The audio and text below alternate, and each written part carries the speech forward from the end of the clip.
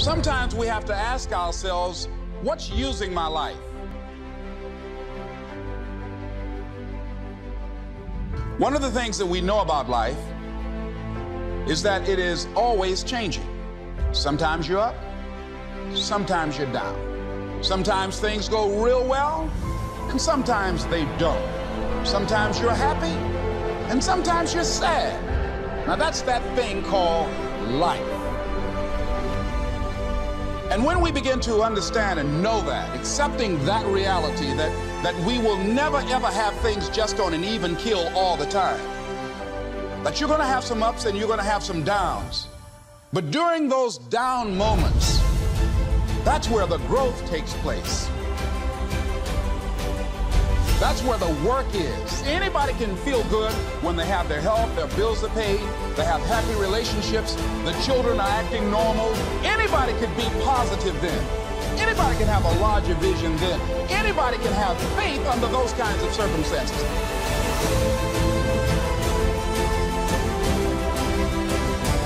See, but the real challenge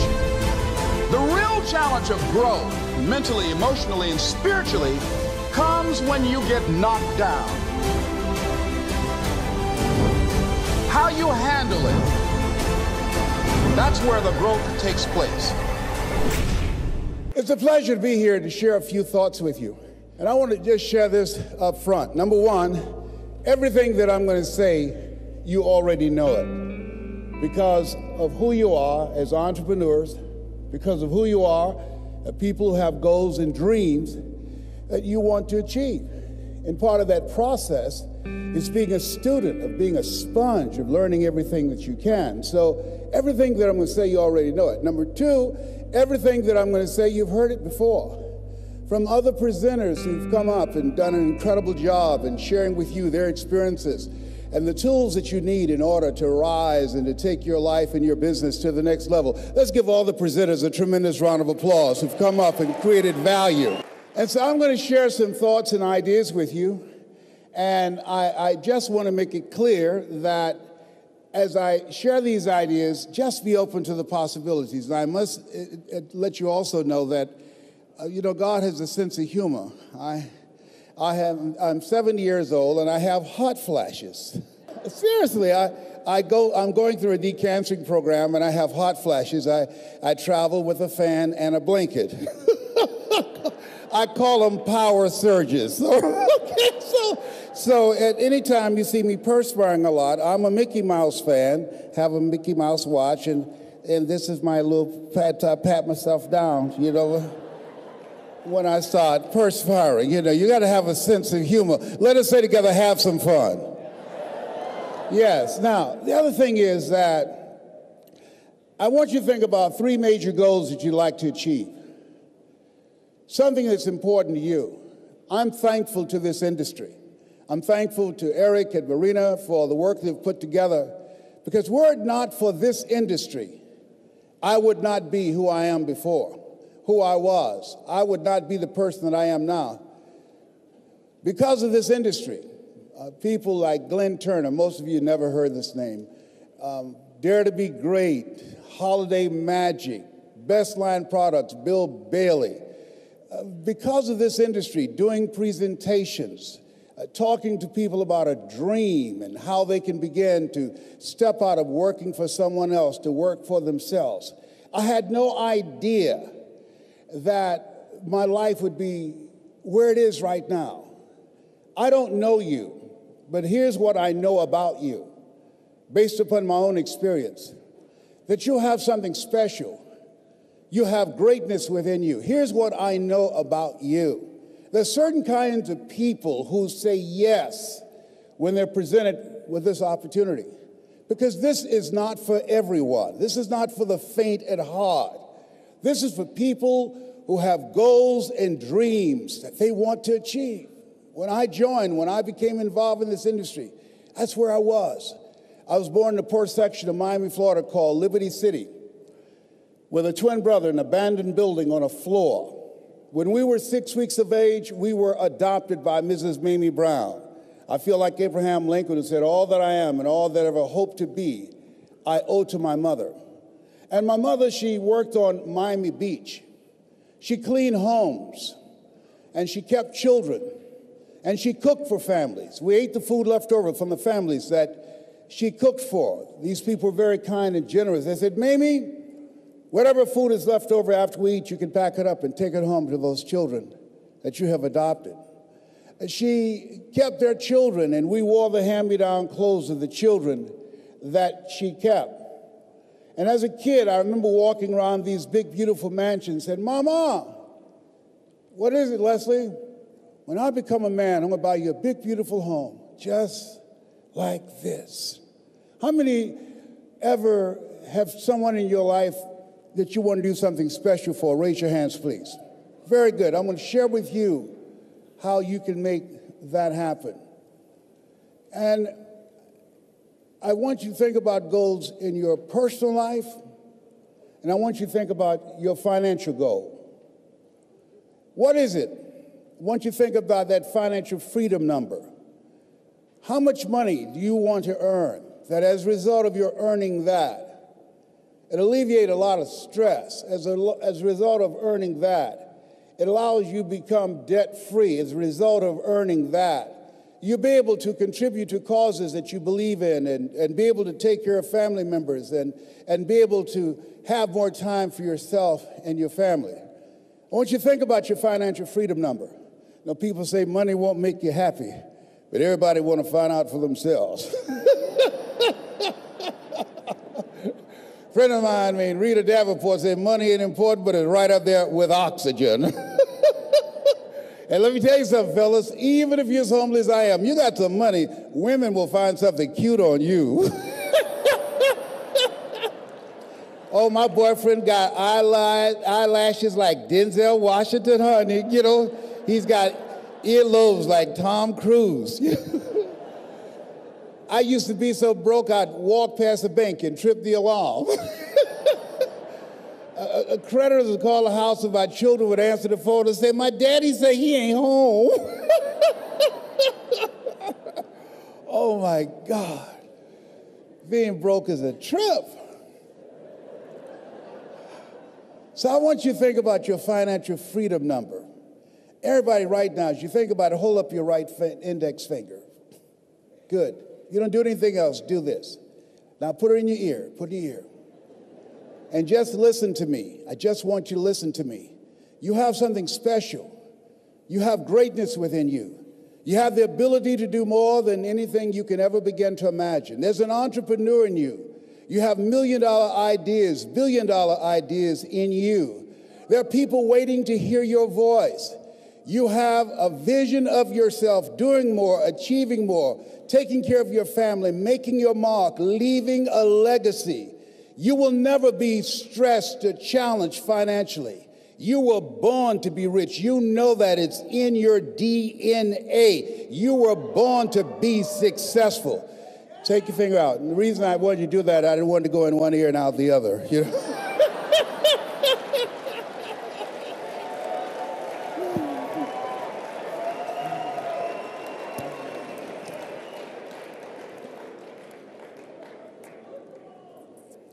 As you think about your goals, that's Wesley and I. Which one am I, on the right or the left? Left, I'm the cute one, of course. That's my beginning. I share this with you because I want you to say something with me, with power and conviction. Let us say together, it's not where you start. It's where you're going. There's some of you here who cannot afford to be here, but there was something in you that said, I can't afford not to be here. And you got here. You showed up. There was something in you that said, I've got to make this happen. There's something in you that said, there's a bigger life waiting for me, calling my name. There's something in you that says, I'm on my way to a greater life. Give yourselves a round of applause. Yes, yes, yes, yes. And whoever brought you in the business, make sure you find them and say thank you, because they saw something. They saw greatness in you. They saw something. They saw that it factor. There's something in you. There's another part of yourself that you will never discover unless you align yourself with positive, motivated people who have goals and dreams beyond working on a job where they pay you just enough to keep you from quitting, beyond you're working just hard enough to keep from getting fired. There's something in you that says, I'm not going to go through life allowing somebody to control my financial future. There's something in you that says, I'm not going to work at a place where I have to go and ask for permission when I can go on vacation. There's something in you that says, I'm not mentally fit to work for somebody for the rest of my life. Give yourselves a round of applause. Yes. Yes. And think it not strange when you have goals and dreams that you'll face the fiery furnaces of this world. Not be surprised that family members and friends and people who should be there to encourage you and to motivate you, that they will try and discourage you. They'll call it a pyramid scheme or some kind of get-rich-quick scheme. People who could help you out and won't help you out because they know too much about you. And they don't believe, they can't see this new you. Don't allow those negative naysayers, the people who are suffering from possibility blindness, to stop you. Had I listened to them, I would not be standing here. Had I listened to them, I would not be traveling around the world, living my dreams and not my fears. There's something in you that says yes to your life, yes to a greater future. Give yourselves a round of applause. Yes, yes, yes.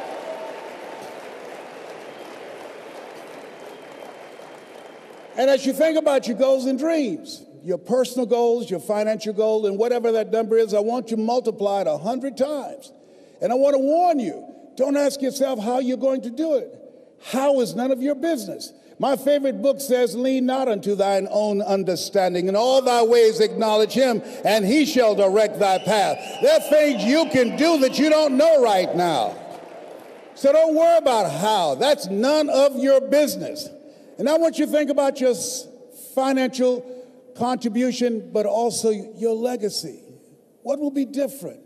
This stage of my life, I'm training and teaching people how to tell their story, how to make a difference in the lives of others, how to become an effective communicator. How many of you would love to do that? Raise your hands, please. It makes all the difference in the world, teaching people the techniques and strategies that I learned that allowed me to build an organization with hundreds of thousands of people. This stage of my life, I'm 70. Don't I look good for 70? Come on, yeah, absolutely. And I don't use mascara. I don't use dye to cover my hair because of the fact that I have an allergic reaction to dye, but I do use mascara. Yeah. My kids say, Daddy, you look distinguished with your gray hair. I said, at 70, I'm not trying to look distinguished. I'm trying to look young. Sometimes, Tony, you got to hook this up. You understand what I'm saying? Let me tell you something. Oh, my God. Yeah, people saying, I can't believe he's doing that. Now, you're going to need a paintbrush. You're going to need a... Let me tell you. I got to tell you this. I had to give this speech in the Georgia Dome called It's Not Over Till I Win. In fact, you just emailed me. Go to lesroundmotivation.com and you can see it free. So anyhow, at the end of my presentation, somebody was there and said, Mr. Brown, our speaker canceled on the last minute. Said, do you have enough energy to give another speech? And I said, no, I'm tired. They said, we can pay your full fee. I said, the Lord is able. You know, Red Fox said money can't buy you happiness, but it can make a big down payment, you know? So they took me over to the Georgia World Congress Center, Kim, and when I looked in the room, people were very close to the stage. And I said, can I go to the restroom for a minute? They said, yes. I went to the restroom, and I took my mascara out. I just sweating and perspiring, getting it all touched up. And so when I came in the room, the lady wanted everybody to know that she knew me. She said, there he is, Les Brown. And I walked up on the stage, and she kissed me on the cheek, and I kissed her on the cheek. and left this big black smudge on her face. I didn't know what to do, so I just sat down. So the people down front started saying, there's something on your face.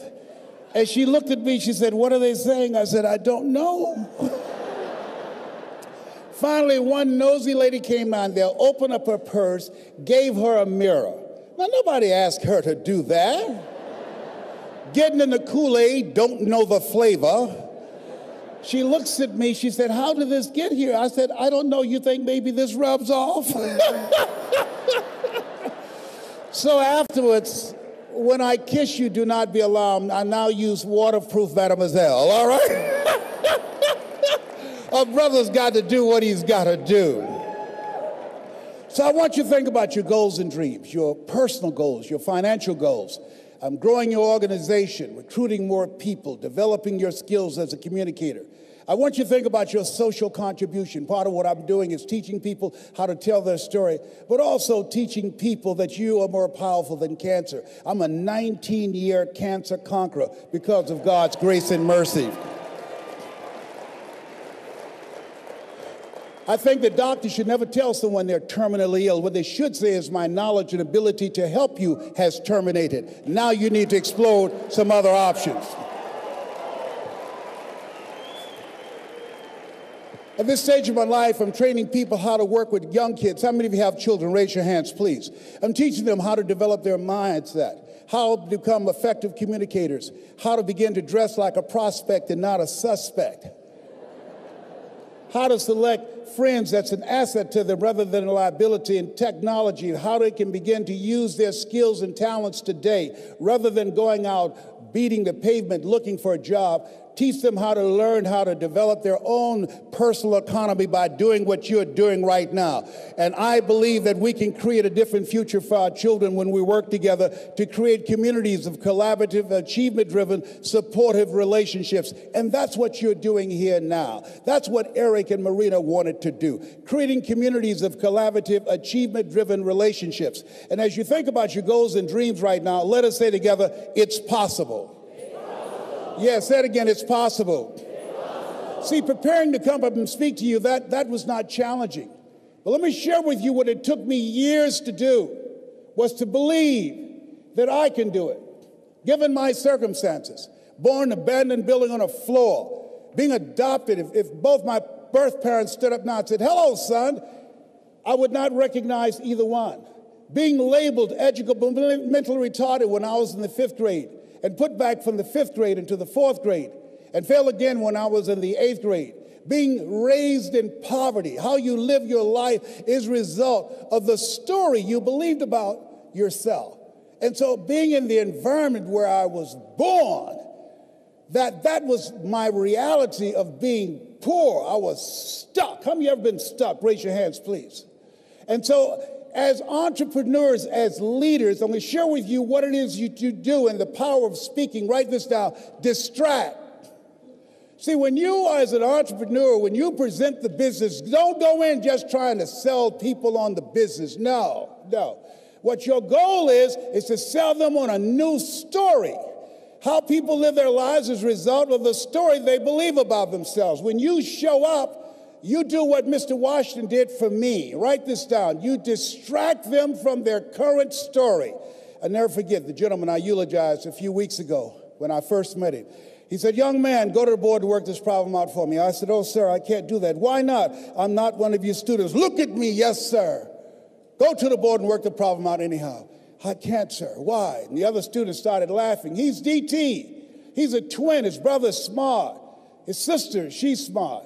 But he's DT. What's DT? He's a dumb twin. And I said, I am, sir. As the students laughed, and he came from behind his desk, he looked at me. He said, don't you ever say that again. Someone's opinion of you does not have to become your reality. And so that was a turning point in my life. On one hand, I was humiliated, but on the other hand, I was liberated.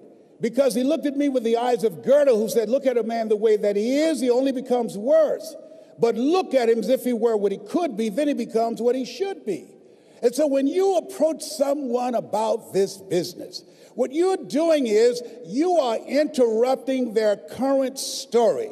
And when they come to an opportunity meeting, or when you make the presentation of what the possibilities are and how they can change their financial income, you're dismantling their limited belief system and begin to allow them to become, as Mother Teresa would say, inspired. Distract, dispute, and inspired to become like a pencil in the hand of God and start writing a new chapter in their lives. You're selling them a story of hope. You're selling them a story of possibility. You're selling them a story of controlling their own personal economy. Give yourselves a round of applause. Come on, bring your energy level up.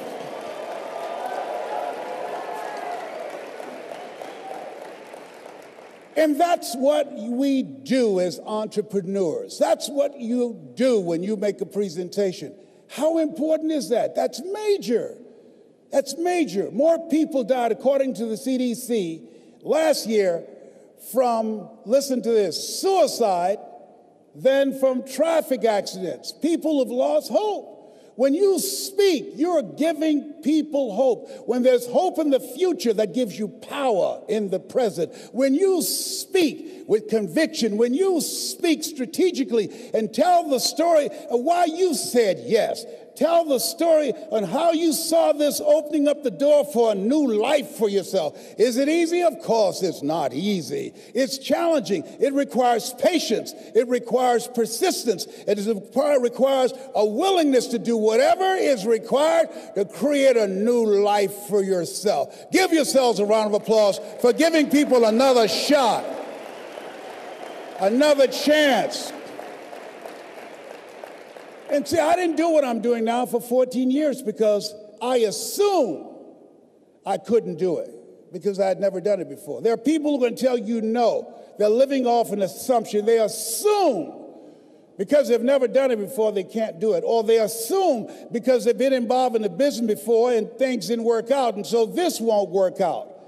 I didn't do what I'm doing now because I assume because I don't have a college education. I assume because I had to compete with people with PhDs and MBAs.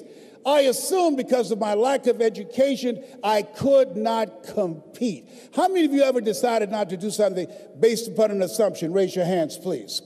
And so that's why it's important for us to be strategic and experiential and being able to tell the story to distract them from their current story, distract, dispute, break down the limited belief system, and inspire them to say yes to a new opportunity in their lives. And so as a result, I didn't do what I'm doing now because I had such a tremendous inferiority complex because of my lack of college education. I stopped myself. There's an African proverb that says there's no enemy within, the enemy outside can do us no harm. And so as you look at yourself, as you look at your goals, look at your dreams, it's very important that you take time every day and write this down to retrain your thinking. You got to retrain your thinking. Because how we live our lives is a result of the story that we bought into. I had to retrain my thinking because of what I saw. Studies indicating that the decisions we make in life is directly related to the things that we saw, the things that we experienced, the conversations we've been exposed to between age 0 and 5.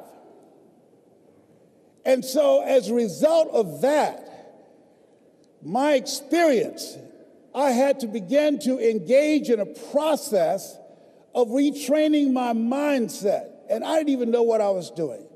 But this man, Mr. Sidursky, I'll never forget. Wesley, come in here. Yes, sir. Look at my shoes. You can shine them better than this? I do apologize, sir. I'll do a better job. And his wife said, please don't yell at him like that. That's not nice. He's just a kid. He's only 10 years old. He should do a better job than that. He can. I said, it's okay, Mrs. Sidursky. And he should have yelled at me. He was a very rude, arrogant guy, but he was a kind guy, too. What I loved about him, every day he had a routine. It was his time in the morning he spent working on his mind. And I wanted to be in the office as he was shining his shoes, listening to Earl Nightingale, All of us are self-made, but only the successful will admit it. Listening to Dr. Dennis Waitley, people form habits, and habits create futures. Listening to Zig Ziglar, if you give enough people what they want, they will give you what you want. Listening to Jim Rohn, when the end comes for you, let it find you conquering a new mountain, not sliding down an old one. Listening and reading the words of Winston Churchill, the truth is incontrovertible. Malice may attack it, ignorance may deride it, but at the end, there it is. Reading from my favorite book, Be Not Conformed to This World, Be Transformed by the Renewing of Your Mind. Listening to these words help to create a different vision for myself. Some of you are already doing it right now. I'm saying this is a time more than ever that you want to begin to inoculate yourself with positive words, coming to conventions, showing up on meetings, being on the calls, to make yourself unstoppable, to get out of your mind the polluting negative thoughts that's causing most people to go through life being stuck because they're volunteer victims. Somebody said that many people die at age 25 and don't get buried until they're 65 because they got so much garbage in their minds. You are here because you've got a clear vision of what you want and where you're going. Give yourselves a round of applause. Come on, bring your energy level up. Yes, yes. You want more. You want more. You're different. You're different than everybody else. Don't worry if they don't get it. Don't try and convince people to do this business. A person convinced against their will is of the same opinion still. You are not like everybody else. You can walk outside and find pigeons, but if you're looking for eagles, it's going to take you a minute. You are different. It's lonely at the top. How many of you know it's lonely at the top? Raise your hands. It's lonely at the top, but you eat better. That's what I'm talking about. You're different. One great entrepreneur said, I choose not to be a common man. It's my right to be uncommon if I can. I seek opportunity, not security. I do not wish to be a kept citizen, humbled and dulled by having the state look after me. I want to take the calculated risk, to dream and to build, to fail and to succeed. I refuse to live from hand to mouth. I prefer the challenges of life to the guaranteed existence, the thrill of fulfillment to the still calm of utopia. I will never cower before any master, nor bend to any threat. It's my heritage to stand erect, proud and unafraid, to face the world boldly and say, this I have done. You showed up because you're building a business that you can stand and say, I did this. I did this. This is my dream. Give yourselves a round of applause. Yes, yes, yes, yes.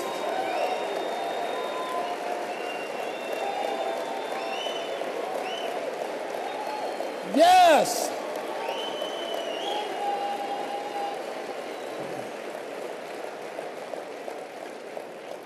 There's something in you that wouldn't allow you to stop. Dr. Howard Thurman, he said there's something in each and every one of you that waits and listens to the voice of the genuine in yourself. It will be perhaps the only guide you will ever have. And if you cannot hear it, all of your life, your days will be spent on the ends of strings that somebody else pulls. And I say to you, the reason you showed up, even though you couldn't afford to be here, the reason you drove hundreds of miles, flew around the world, there's something in you, in your heart of hearts, that said, I'm not going to let anybody pull my strings. It said, I'm going to control my own personal economy. It said, I've got a dream I want to achieve. I want my children to have a choice of the kind of education that they want. That said, I am the captain of my ship. That said, I'm going to control my destiny. And whatever it takes, I'm willing to do the work. Give yourselves a round of applause.